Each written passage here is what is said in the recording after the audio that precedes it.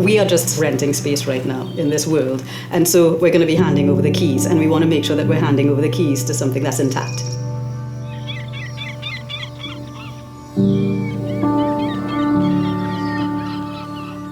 It's really important for creativity to work together with sustainability, because there is such a role for the creative, the cultural and the art sector in changing hearts and minds, which is really, it's the fundamental principle of sustainability. Sustainability means a lot of things. I suppose in the context of this, we're talking primarily about environmental sustainability. So we're talking about how we can do things in a way that has the least impact on the planet. It's about communities taking charge. It's about them understanding what works for them, what's local and what's important. It's all of us as people at every level, at every age, from every background, and how we then start to see each other and work with each other as well, because that's ultimately how we do get through the future.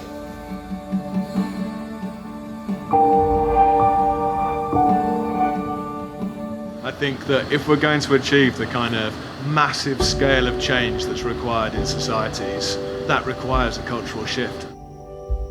Green Space Dark Skies took people into the landscape and created participatory light artworks with innovative geo-light technology. For Green Space Dark Skies, it was really important that we opened up the landscapes to people who perhaps not necessarily ordinarily go to those landscapes. It's been an inspirational and emotional journey for people. How we approach the future is ultimately the question, and how do we do that? Well, we have to approach it creatively as well as scientifically. PoliNations is a mass horticultural artwork, including live plants and sculpture and workshops. On the first day that we brought the plants in, we had throngs of bees and pollinators come in. We had dragonflies mating on the second day. We had a squirrel and a resident robin on day 3. So straight away, nature was already there and came in. I think the joy and the mental well-being that people gained from the space like that, it's so valuable, and I think we could all benefit from spaces like this as well.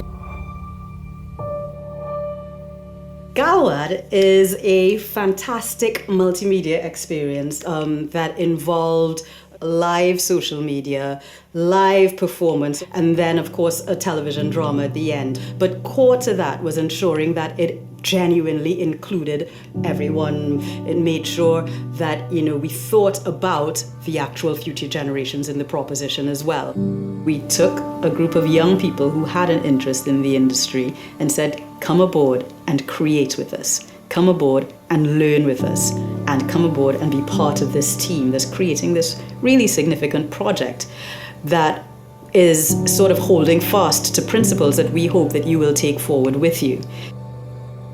I think there's also a role for the organisations themselves that are delivering these projects. If they can build in net zero technology and lower their emissions, then of course they're having a positive impact themselves.